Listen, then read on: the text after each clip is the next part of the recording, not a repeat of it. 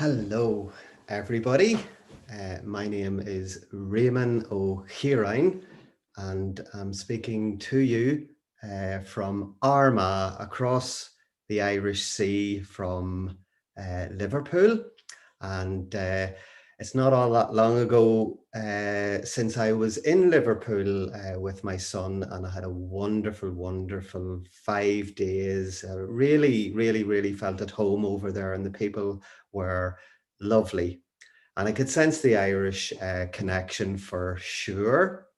And I am here as part of the Liverpool Irish Festival because of my interest in Chulainn. And Chulainn is the premier warrior of Ireland and Ulster's greatest hero. And the stories about Chulainn are amazing. They're intriguing. And just to show you how it all started off, this is the first book that I put together with a lot of friends. I didn't do it on my own. And it's Leach na Leachra, which means the hero's hero. And it's written in modern Ulster Irish.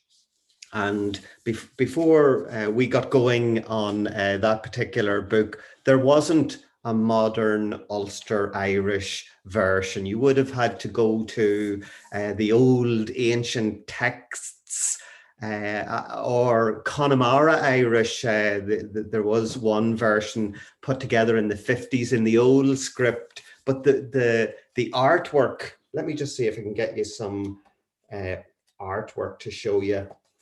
The artwork in this book is absolutely beautiful. So it's an art book telling the tales of Chulainn, and it's really a biography of Chulainn. And in 2012, I wanted to get my hands on a biography of Ireland's greatest hero, and such an item did not exist. You would have had to have gone to various books and various sources, because not all the stories relating to Chulainn are in the Cattle Raid of Cooley, which is the big epic of Ireland. And most of your mummies and daddies and aunties and uncles, grannies and granddads, whether they're in Ireland or in Liverpool, will definitely know about Chulainn. And after today, I want you to go and tell them some of the stories you've heard today, and you will see, I guarantee you will see a little glint of light coming in their eyes, and that is the hero's light. All heroes have this aura, this light about them, and Chulainn certainly did. So after this book, that's the mummy book, we decided, because we had put so much work into that we put together this book, which is in English, and it has the same artwork, and it's a more portable book. You could bring this in your school bag, and it's a very useful book, because at the back it explains the many place names. And I'm going to give you a little hint now to help you if you're writing stories for school, or if you want to do a bit of writing that doesn't relate to school. Always locate your reader, put in the place very soon, very early, in the first or second sentence. Tell the people where they are, and it really helps them to get to where they are. And the third book is this, and the artist is the same in all these books. In the first two, Dara Vallely, the artist who is the leader of Armagh Rhymers, well, he had been to Africa, and you can really sense the tribal rhythm in his artwork in those two books that I showed you. But in this book, he had just arrived back from China, and you can really sense the strong Chinese influence. And this book is a shorter version of the other two books, and this book is in Ulster Irish, again, modern Ulster Irish, and more young boys and girls are doing all their education, nursery, primary, secondary, and even university in Irish. My own daughter, for example. So the fourth book I'm going to talk about, well, here it is here. Can you see it? Well, it doesn't exist in the physical world yet, but it does. It has been completed, and it's on this computer. And in the coming weeks, I'm going to look about making that into a physical book and get a publisher and get it printed. But you're going to be the first, the boys and girls and the aunties and the uncles and all the people who are tuning in, you're going to be the first to hear some of the stories from this fourth book, which doesn't exist. It doesn't have a name yet, but it is written. You give a book, that's the last thing you give a book, its name. So speaking of our great hero, he had a very, very special beginning, and throughout the world, all great heroes have an important, special birth, conception and birth, and that indeed is the case with our great hero, Chulainn. So he had a god for a father, and the god's name was Lu, who was the god of all the arts. And it's very pertinent that we talk about the god of all the arts, Lu, at the Liverpool Irish Festival, which specializes in promoting the arts, particularly Irish and Celtic arts. So when our great hero was born, he wasn't called Chulainn. He had to earn that title later on. And we all earn titles, and some of them we're glad to have, and others demand certain deeds from us. And the Chulainn's birth name was Setanta.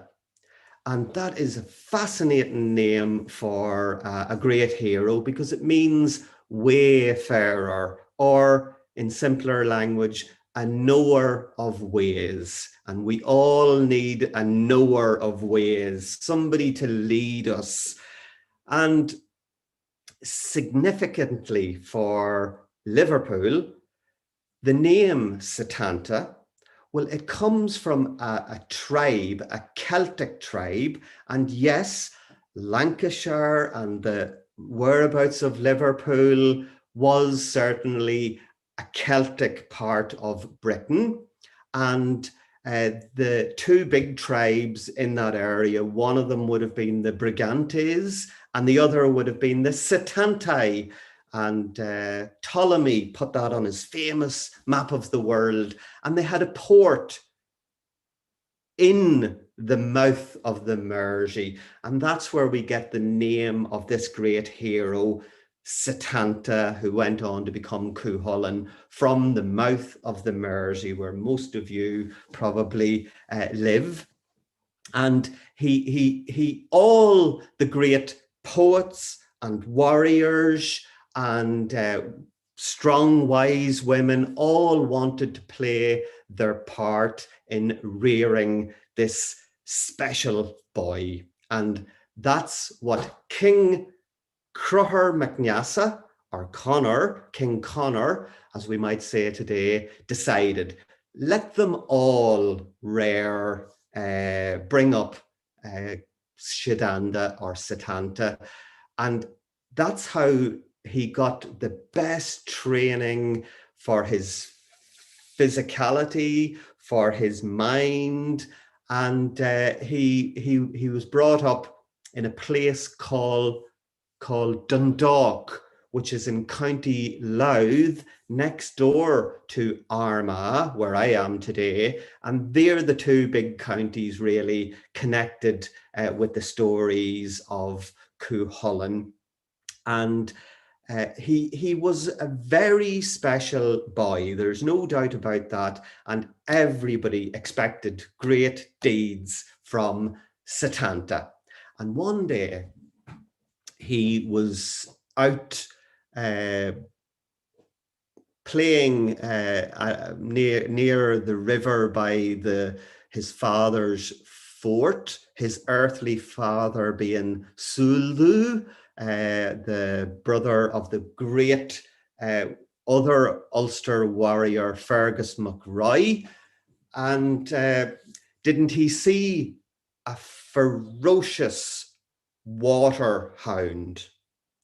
And that's Dorchu, water hound, or otter, we would say today. And all the other men and older children had been trying to capture that particular otter because it was huge. And our hero, our boy hero, Setanta, took a stone and threw it and captured this Dorchu water hound. And everybody knew that he was a very skilled boy, and they threw a huge feast in the fort. And that very night, the druid, probably Cahu, who would have been Setanta's grandfather, prophesied that the boy would do great things, and significantly, if you could remember this, that his last deed would be the same as his first deed. So you remember that, okay? And he was also very much raised on the stories of the Red Branch heroes, not the Red Branch Knights. Knights came later. The Red Branch heroes, these would have been Celtic heroes about 1500 years ago. And they didn't have shining armor or anything like that. They didn't live in castles. They lived outside, close to nature, in round ring forts. And the boy around the fire at night, very much like me telling you these stories now, almost 2 millennia after they happened, in the imagination of our collective people. He would have heard these stories around the campfire. And Setanta wanted nothing more than to be with the Boy Corps, which was a group of about 150 boys who did their training to be a Red Branch hero. This was the preschool, so to speak, to become a Red Branch hero. And his mother said, no, you're too young, you're not going. But he kept on. And it was said that already in his heart, he was there north at Awanwaha, called Navan Fort today. He was already there in his heart. And one morning, he decided to slip away, unbeknownst to his mother. And it was a very brave thing for a boy to do, because at that time, well, there would have been wolves and other scary creatures, and people who may have wanted to take a prisoner and claim a ransom. So he traveled on foot, and it was about a 30-mile journey and would have taken a good day and a half for a small boy. And he took with him his small javelins, his hurley stick, and his hurley ball called a sliotar. And to pass the time, he struck his sliotar or his hurley ball and threw his javelin and ran and caught them before they hit the ground. So he was a very skillful young sportsman as well. And then eventually at nightfall, he lay down on what's called Carrickatchook Mountain. And at that time, it was called Slieve Fuad, which has been described as one of the most mythological mountains in Ireland. And he put he put a shield that he also had on his shoulder on the ground and put some moss over the shield and lay down. And in the night, in the depth of the night, didn't a horse come out of the magical lake nearby and walk around the sleeping boy and sniff at him. And Setanta knew this because he could see the hoof prints the next morning, and it was actually a grey-backed crow that woke Setanta the next morning by squeaking really loudly. And in his dreams, Setanta's godly father, Lou, appeared to him and told him that he would be by his side until he drew his last breath. So he wakes up, and below him he can see Navan Fort. And some of you may have heard of Camelot, where the Arthurian legends, where King Arthur and Lancelot and Guinevere held court. And this would be the equal of Camelot, Navan Fort in Armagh, and Setanta could just see it down below him, and off he went to go to be part of the Red Branch Heroes and the Boy Corps. And his uncle was king there, King Conor MacNeasa. So he arrived down, and wasn't there 150 boys? I'm talking a lot about boys here, but there definitely are lots of girls that come into the story in a while, and powerful women, wise women too, and very, very skilled fighting women, as we'll find out. But here we have 150 boys playing hurling. And hurling is still the fastest field sport in the world. The sliotar moving at speeds of 200 kilometers per hour.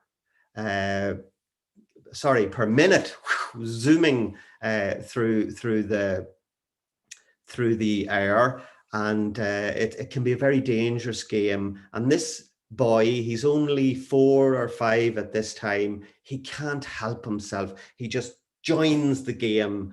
And it turns out that he is a better hurley player than any of the other boys. And it was said that he kept the ball, the hurley ball, the sliotar, below his knee and above his ankle, which is very good hurling tactic to this very day. And he's knocking all these other boys out of his way and hitting the sliotar into the goal, which would have been a hole in the ground in those days. And the ball, or the hurley, would have been made out of really densely packed leather, like a puck in ice hockey. So the boys, all 150 of them, they do not like this upstart trying to show them up. So they decide to attack him, and they all take turns in trying to attack him. Even Chulainn, who's Conor MacNeas's son, he's the main ringleader in trying to attack this boy. And the reason they attack him mainly is that Setanta doesn't have their permission to be part of the game. And Setanta didn't know all these rules, but the Red Branch heroes are bound up with a lot of rules and regulations. And despite the fact that Setanta is very young, he overcomes all these boys, scatters them on the ground, and there's a whole commotion.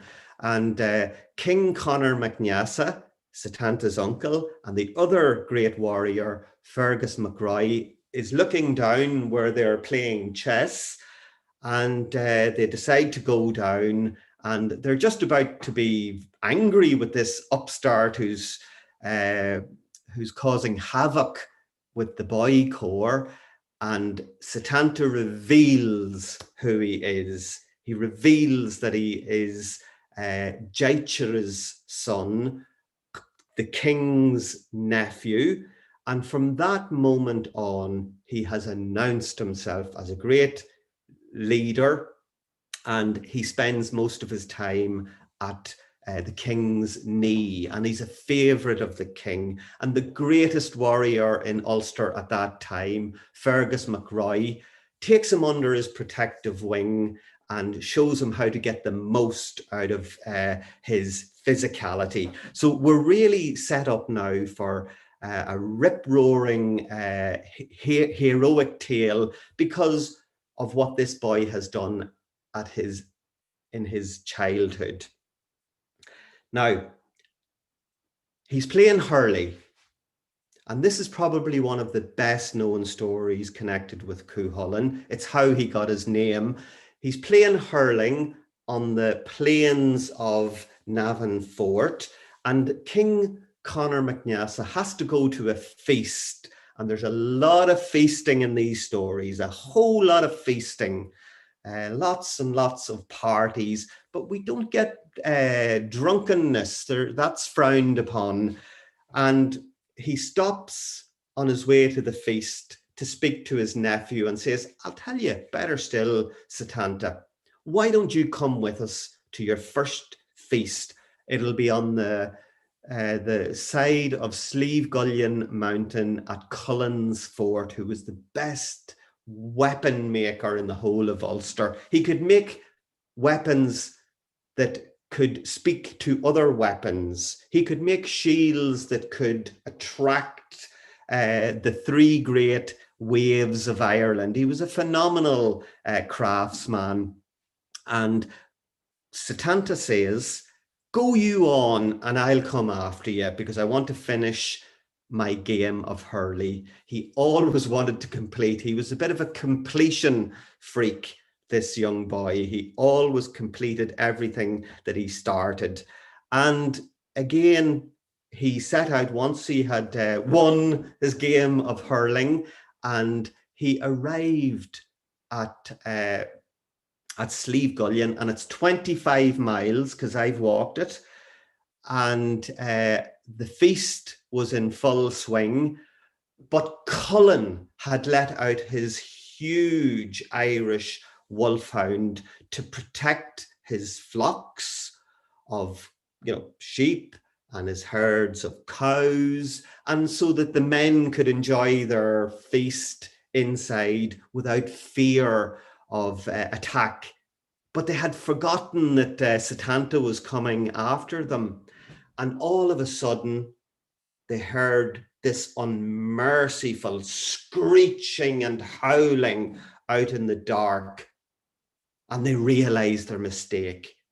They realized that the huge, ferocious hound was attacking Setanta. And they burst out through the gates of the fort, and they saw the boy standing there, completely dripping with blood.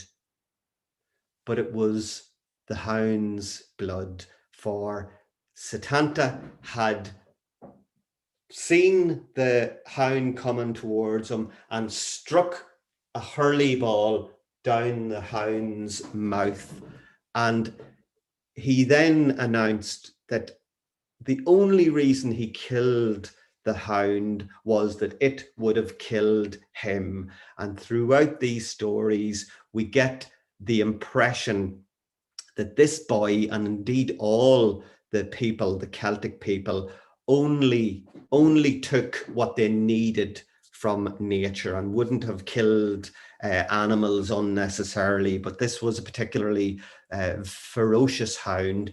But Cullen is completely beside himself with anger because he's lost this hound, the likes of which could not be found in Ireland.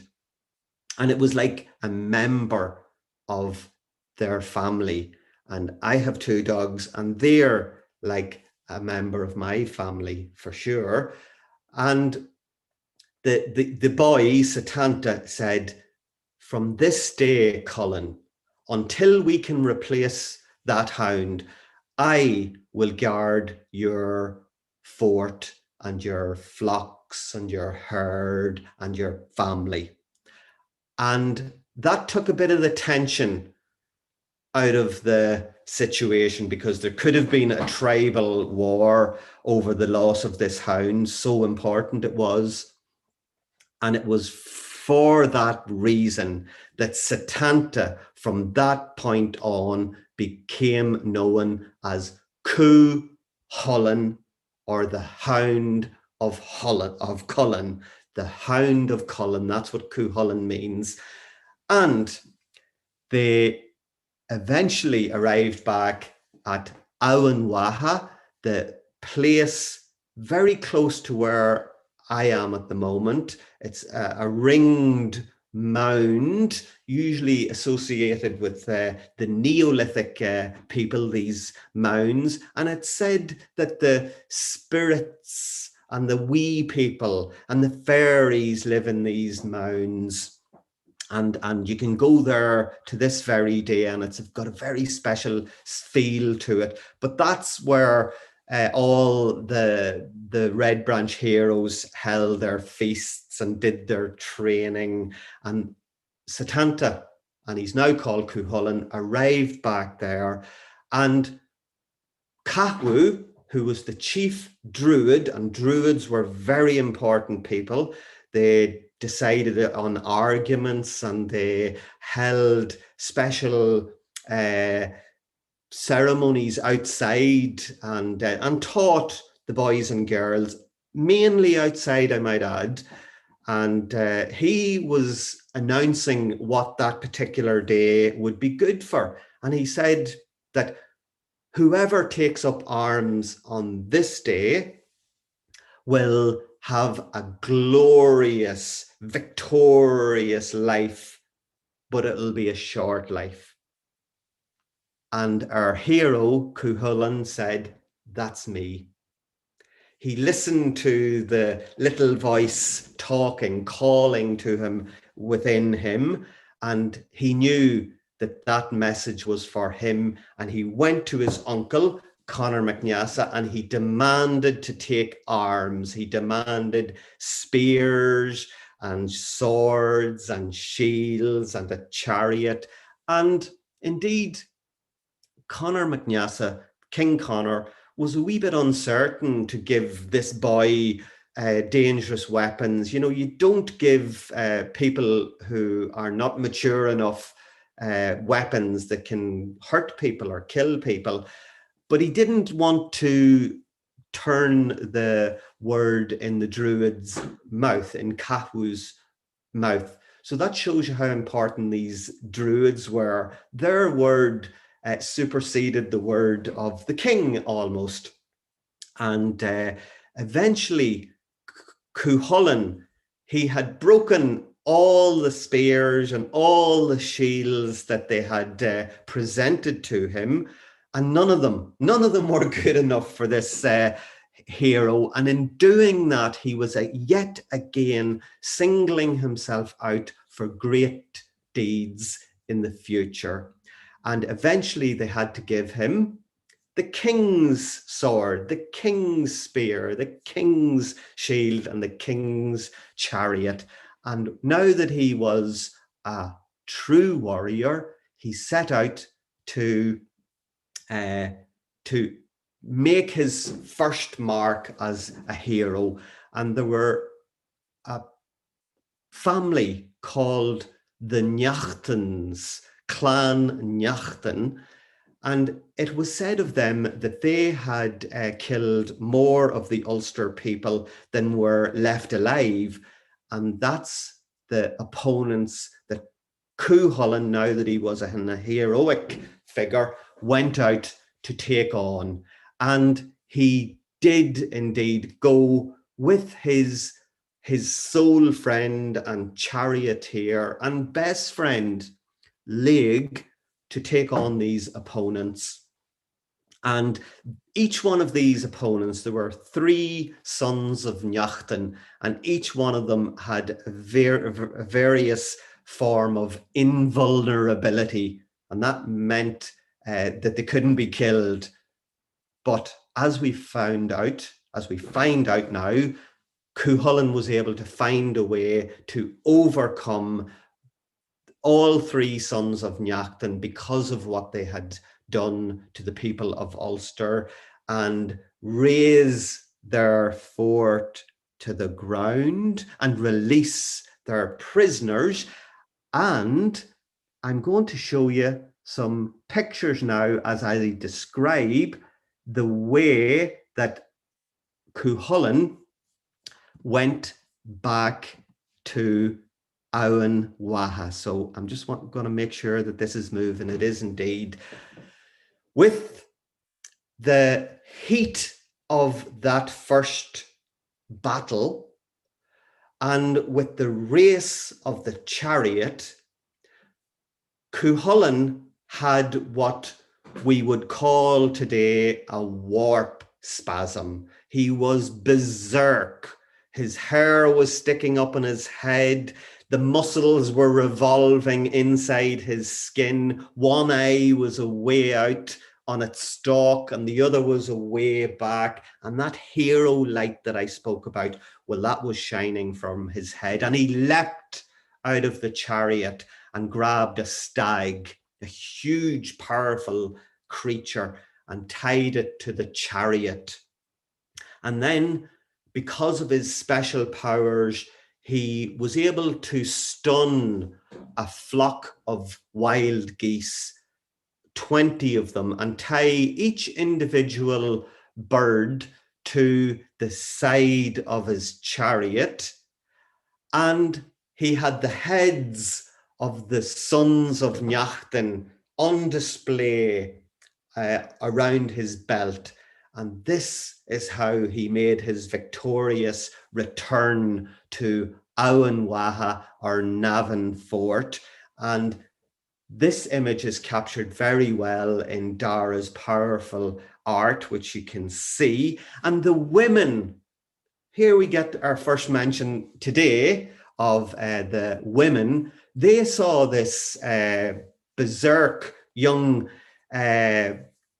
teenage killing machine coming towards them, and they thought to themselves, if he arrives in that frame of mind, well, there'll be nobody safe. And that's the problem with Chulainn when he goes into one of his warp spasm rages. He could not distinguish between friend and foe. Nobody was safe. And that's why you all have to be careful about going into a rage. You try to nip your rage nip it in the bud. And probably if Chulainn was here to this day, he would be receiving anger management classes. And if he had received anger management classes 2000 years ago, we wouldn't have these wonderful tales today. So the women held court. These were wise women. They had seen it all before. And they decided to go out in a long line and confront Chulainn as he arrived back with the stag tied to his chariot, with the birds on 20 strings, again above the chariot, and the heads bleeding and bobbing on his belt. And they decided to make themselves look so beautiful that they knew it would really embarrass the young Chulainn. And that's what happened. He arrived and he saw this line of beautiful Navan Fort women, and he averted his gaze, probably like this, so he could maybe have a little peek as well. And the women knew exactly how to treat boys like this, and they put him in a vat of water. And the first vat of water, well, it completely turned into, boiled over and turned to steam.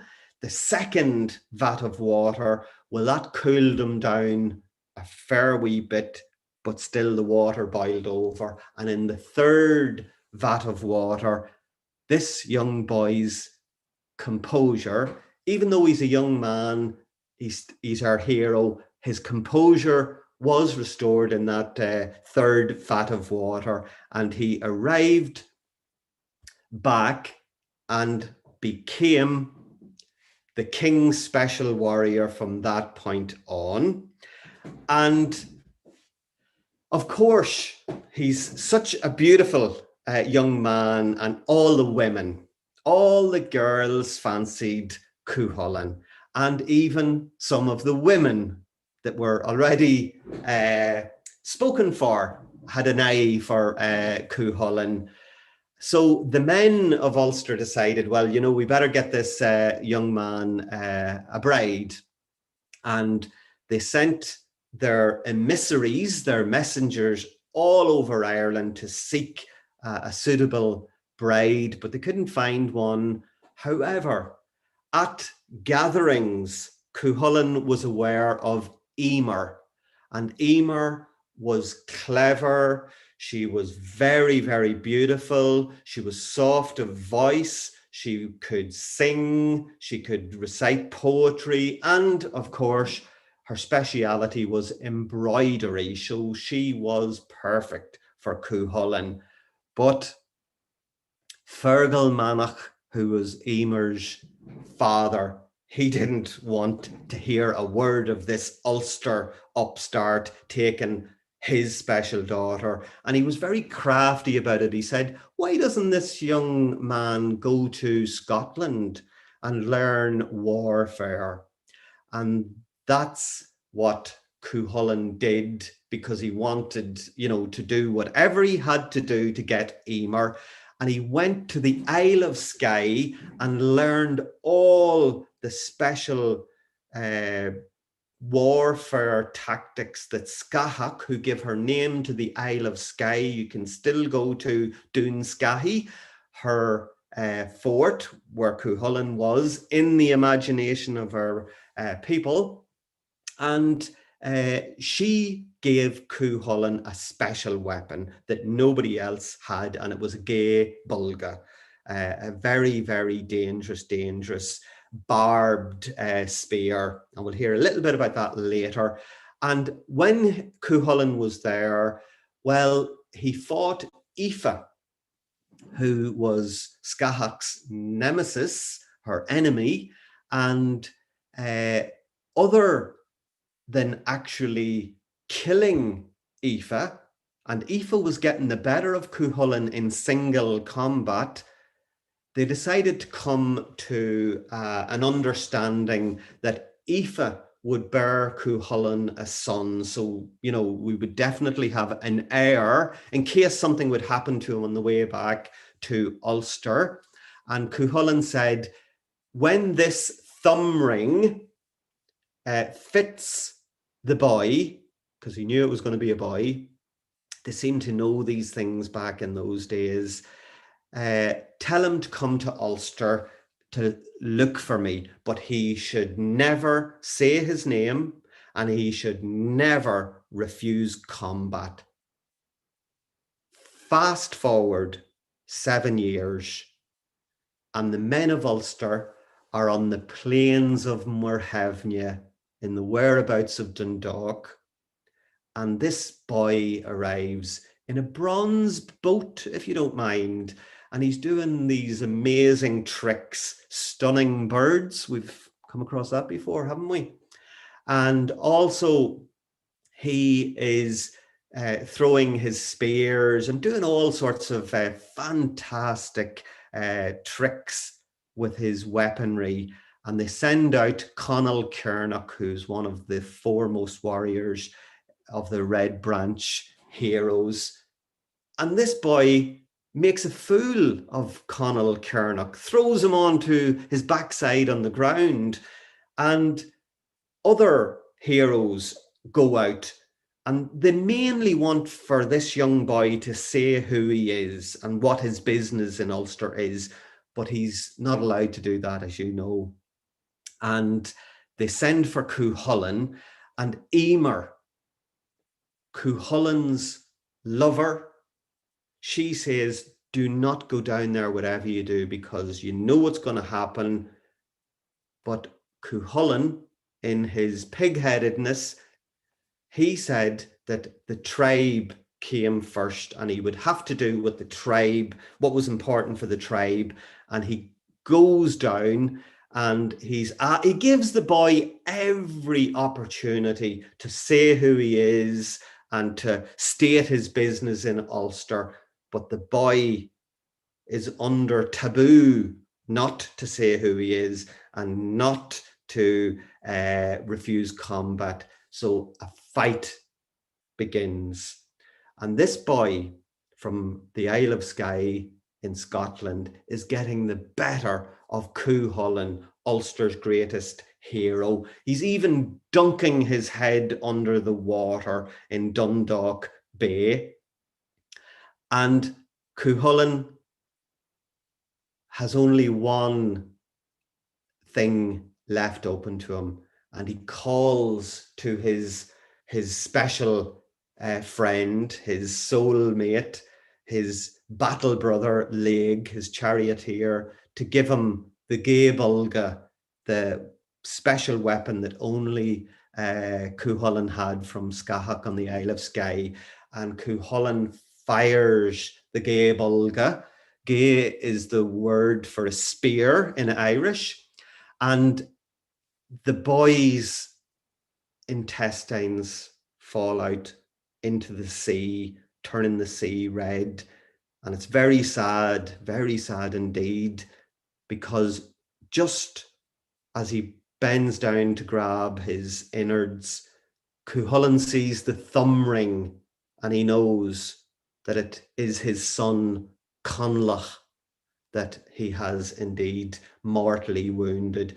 And the boy Conlach goes over to the other heroes and puts his arm around their neck and just says, if only I had have been in your midst for longer, I would have done great deeds. But the life slips away from this boy, sadly, and he's buried there. And to mark the fact that Chulainn's only son has been killed, no calf is let suck its mother for 3 days and 3 nights. So another province is also going to impact on our hero's life, because there's a king and a queen. Maeve, a very powerful woman from Connacht, and her husband, who, well, she dominates him really.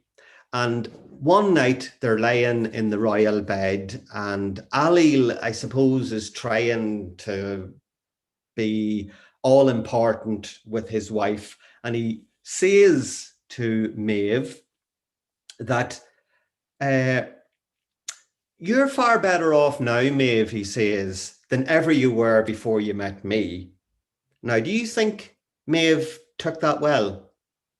No, she didn't. She went, totally berserk, and they decided to get all their possessions and count them out there and then.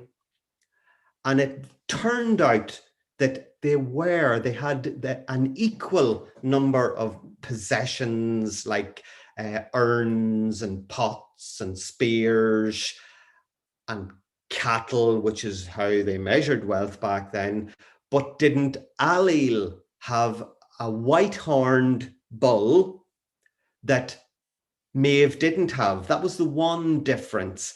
And what made it worse was that white-horned bull used to be in Maeve's herd, but it left Maeve's herd to join the husband's herd because it didn't want to be in the herd owned by a woman, which is silly, but that's what happened. And Maeve decided to go to Ulster to take the brown bull of Cooley, which was a phenomenal bull, huge mythological bull. And they knew that they would have to fight the men of Ulster to take the brown bull. Now, it was a wee bit easier for them to go to Ulster, even though Ulster was a very, very tough province with the best warriors in the country.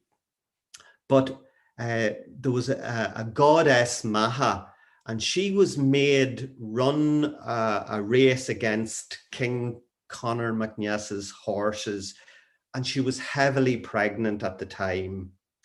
And she won the race, which was great, but she gave birth to her twins. And because they did that, and you should never do anything like that, that's one lesson we learn from these stories.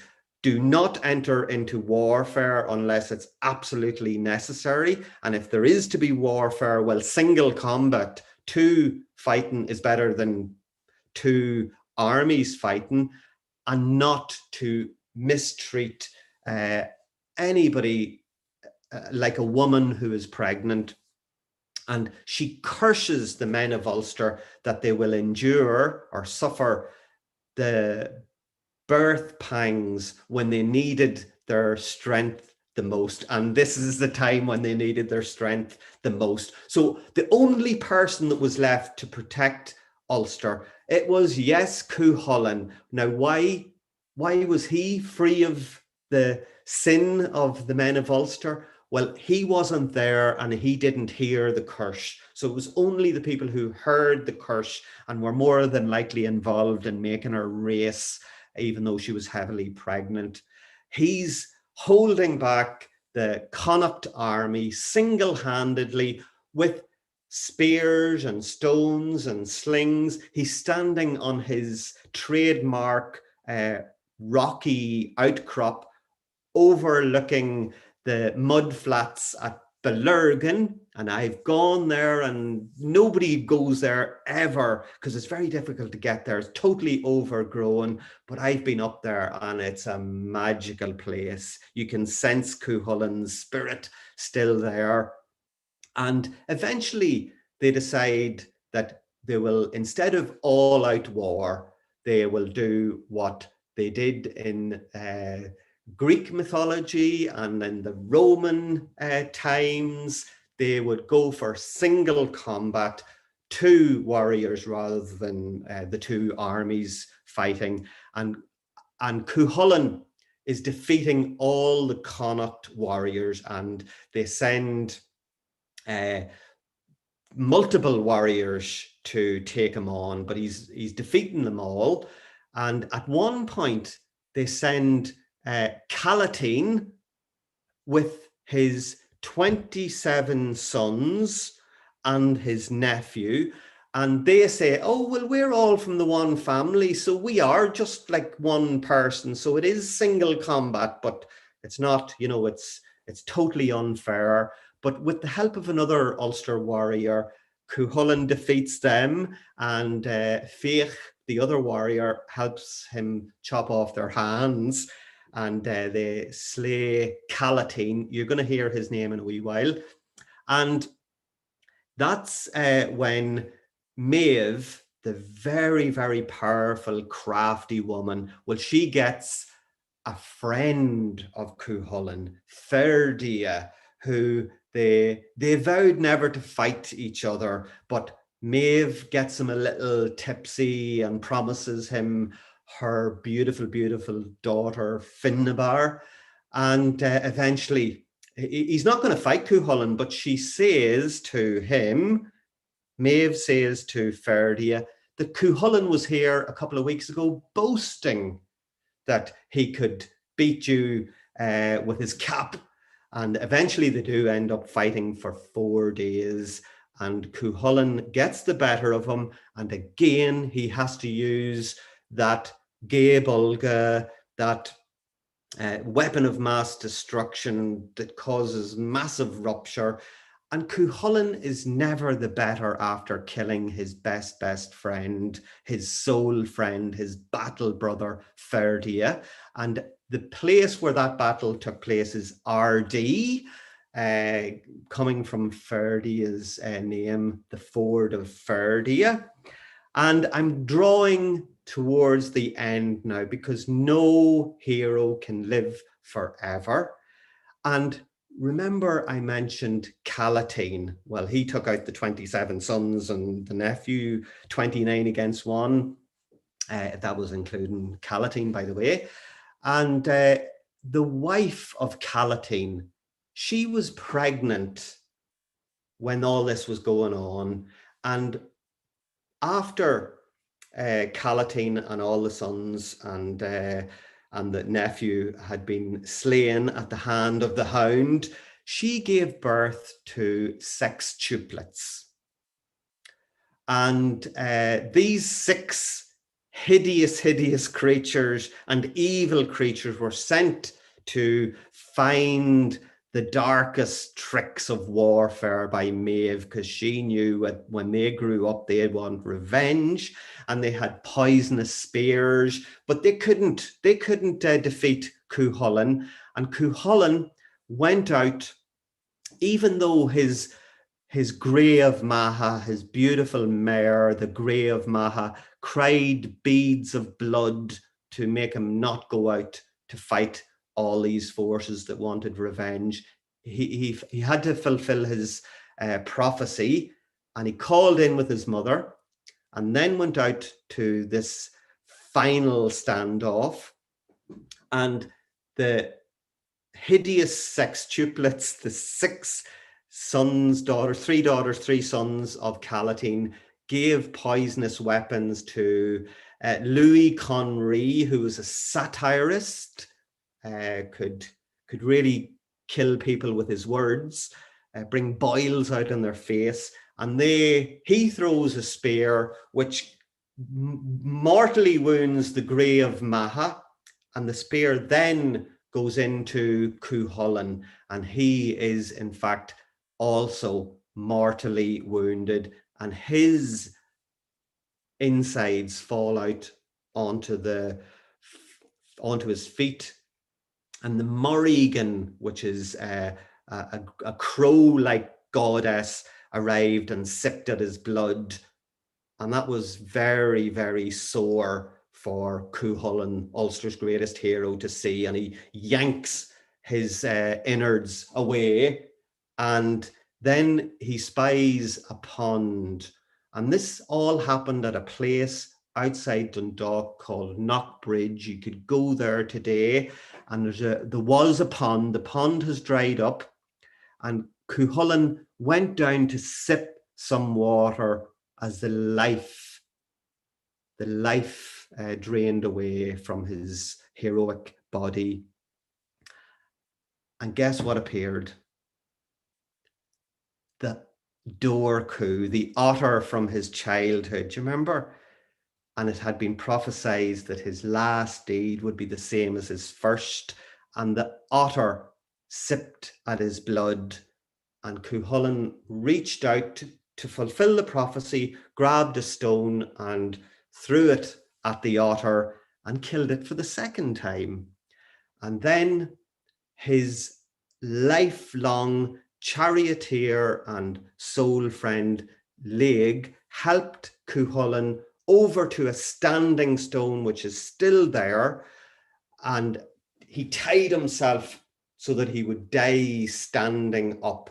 And for 3 days and 3 nights, he faced the Connacht men and women until eventually that Mariga, that grey-backed crow, alighted on his shoulder, and that gave Maeve the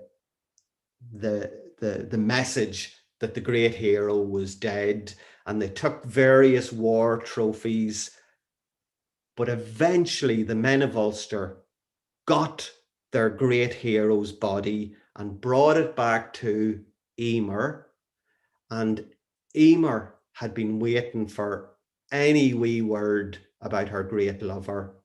And eventually she saw the charioteer Laig coming with word, and she knew before he opened his mouth that Chulainn was dead. And when she took possession of his body, she sunk her nails into his flesh, so much was her love for him, and she kissed his lifeless blue lips, and she said, "There's not a woman in Ireland or in Scotland or anywhere in the whole world that wasn't jealous of me until this day." And they were both buried in the same grave. You can go to this very day and stand at their grave. There's a standing stone there. I can tell you now that we've just skimmed over the wonderful, wonderful heroic tales of Chulainn. He's a fascinating character. He has really impressed himself upon the imagination of our nation for over 1,000 years and inspired revolutionaries, sportsmen and women, leaders, poets and artists. Thank you for listening to me.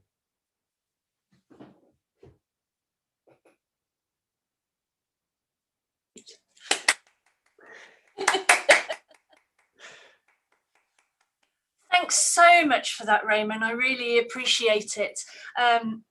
What an incredible story. I know I listened to your session the other day as well, but actually I think I needed it digested a bit more like this. I've taken pages of notes. Thank you ever so much. I've really enjoyed it. I believe that you're happy to take any questions if people would like to ask anything. You can either ask in the chat or you can come onto your video now. If you want to wave or anything to let me know that you'd like to ask a question, I can try and help unmute people. But if not, we will close. So I'm not seeing any hands waving. That's fine. Well, in that case, then, I think it's left for me to just say thank you so much for giving your time and energy to this. It's been brilliant to hear the story. I can't wait to go away and read some more. I do recommend that people go and see the essay that I've put in the links in the chat. That's over on our website. And I've also put in a link for Chulainn, who Raymond represents and has partnered with us on this event today. So we're really delighted to have had all of that. Raymond, is there anything you would like to say or to plug before we wrap up today? Just to say, Emma, thank you very much for all your work in organising the festival and my 2 events in challenging times. You've been very, very helpful, and thanks for all your technical advice, and the same for Siobhan there. It's been wonderful, and it's really great that we were able to push on and have a wonderful Liverpool Irish Festival. I've thoroughly enjoyed it. Thank you so very much. One question I've got quickly, because you might just have a very fast turnaround answer on this. Has this been made into any sort of film that we can go away and look at or watch, or that we ought to screen as part of the festival in future years? The answer is no, and it really, really should be. It's Yeah, calling out to be made into a blockbuster. I just hope when it is done, that it's done well. absolutely. But you'll keep us You could posted. maybe play Queen Maeve, Why is Emma. that? Why do I look? Well, strong and Hey, I tell you what, give me a go. I'd try. Um, that's fantastic. You will keep us up to date about book 4, won't you? yes, yes. Fantastic. And fingers crossed we will be able to have you come and tell us stories in person for LIF 2021. That's my hope anyway. So I'm going to start another applause and we'll sign off for today. Thank you so very much, everyone. Thank you.